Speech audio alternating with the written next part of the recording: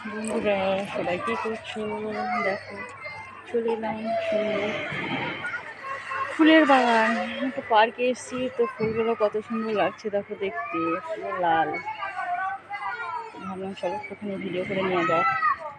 সবুজ প্রকৃতি তো দরকার, সবসময় তো ঘরের সামনে ঘরেই বসে বসে ভিডিওগুলো করি। ভাবলাম মাঝে মাঝে একটু বাইরে বেরোলে এই যে সবুজ সবুজ দেখতে ভালো লাগে। আর আমার সামনে সব জবা গাছ আর এইসব গাছগুলোই আছে, যে ভিডিওগুলো করছি সবই আছে। সুন্দর সুন্দর ভালো লাগছে।